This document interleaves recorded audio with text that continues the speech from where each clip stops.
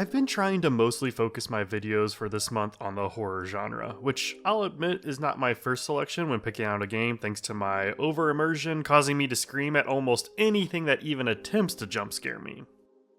Despite that, there are some horror games that I've played that I've really enjoyed, some that I plan on getting around to playing, and a few that I have on my wishlist, and with the Steam Screamfest currently going on, I wanted to share some of the games that I think stand out so that way you can grab some while they're on sale, or keep on the radar for when they do release.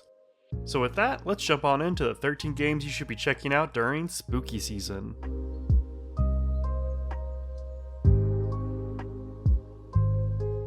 Let's get this list started off with a more recent release, and that is the game Chronos: The New Dawn. I mentioned this game in a recent video of games you can't miss, as the developers at Bloober Team have had an extensive history of making great horror games with the Layers of Fear series, The Medium, and the remake of Silent Hill 2 as part of the portfolio. Chronos: The New Dawn seems like their approach to making an experience in the same vein as the Dead Space series, with resource management at the forefront as you fight nightmarish creatures and harvest souls as you seek to uncover the origins of the apocalypse that wiped out humanity. There's a ton of environmental storytelling, and the atmosphere of the game is perfect for that solo horror experience, so check it out if it sounds like one that interests you. From the game that was the most recent to release to the game that's been out the longest on this list, we have the game Soma. Now this suggestion comes from channel supporter Chaos, who claims it as the best horror survival game ever made and says everybody should play it. It's brought to you by Frictional Games, who's made many titles in the Amnesia series and basically exclusively make horror games, so pretty much their entire collection is on sale. Soma is set below the waves of the Atlantic Ocean in a hostile world that will force you to question your existence. Dread is always one of my favorite types of genre, and with a price drop of 80%, it's kind of a no-brainer to pick it up, so check it out if you think you need to question your life. Lovecraft-inspired works usually boast that existential dread, and the next game on this list is no exception. Dredge is a single-player fishing adventure that has a sinister undercurrent. Each day you will sail out to explore and fish, only to return to sell your haul, upgrade your boat, and dredge the depths for long-buried secrets. The mysterious archipelago revolves around a day-night cycle, and you will soon realize why some things are best left forgotten. At only $10 for the base game, and 44% off for the entire game and DLC pack, there's plenty to keep you busy with a game that was nominated for Indie Game of the Year when it released in 2023. So check it out if you want to get your Lovecraft fix. Up next, we have a game that won't actually release until the start of the new year, but you shouldn't wait now as there's a demo, and that game is Pathologic 3. In this psychological horror game, you are a doctor with only 12 days to save a town from a mysterious plague. You must make ruthless decisions and diagnose with precision to shape the town's future and rewrite the past. As the name suggests, this is the third in a series of games that have been received really positively on Steam, and both the first and second games are currently on deep discounts, so it is really easy to get into the series before the third game officially releases on January 9th. But you can check out the demo for the third game during the Steam Screamfest, so head on over and see if this series is for you. Are you a fan of the genre revolving around identifying who is and isn't allowed that was popularized through Papers, Please? If so, then you should probably check out Death and Taxes. Suggested by channel supporter Kamikolo, Death and Taxes is a game where you assume the role of the Grim Reaper at a good old-fashioned office job. It is up to you to decide which people are going to live or die, with the consequences of your choices unfolding before you. There's even a special Halloween update that unlocks new content like new cosmetics, new fully voiced characters, and scenarios. And while the game is relatively short, the replayability is large, and at a price of just shy of $2, there's really no reason not to be picking this one up. Up next, we have the massive hit V Rising.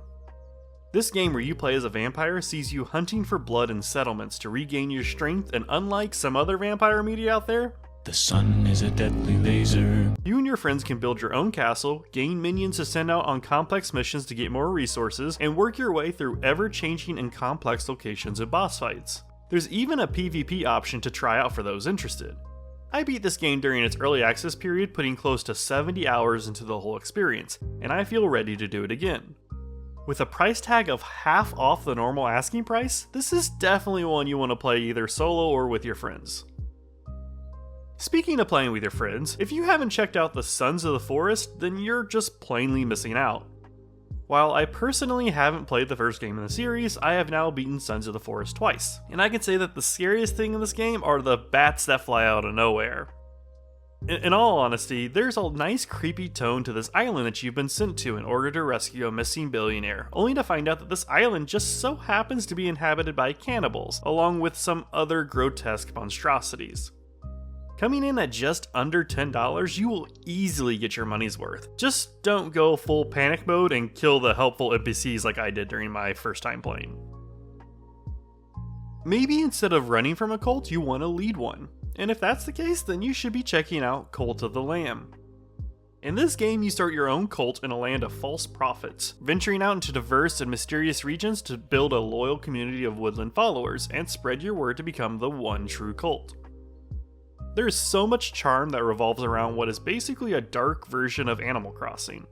It's hard to have missed at least seeing this game, and if you've been late to the party, then lucky you, as the base game is on sale for 50% off, with the aptly named bundle Cult of the Lamb, The One Who Waits, on sale for just over $30, giving you access to additional stories and characters to utilize to make your cult the best cult. So check it out if you're looking for some cute yet devilish fun.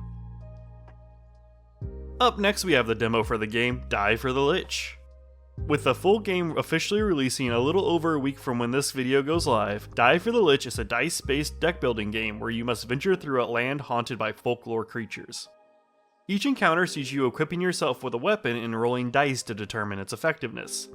If you end up rolling a specific number on the weapon, then you get a critical ability, and thanks to smart utilization of trinkets, you can modify your dice roll to maximize each turn. One of the things I thought stood out for my experience was how the currency works. You can pick up coins after battles that can obviously be used to buy relics or weapons, but each coin you currently have is also a part of your deck, acting as a +1 to your roll total, so using them to purchase items thins out your deck at the cost of having access to that sometimes direly needed bonus.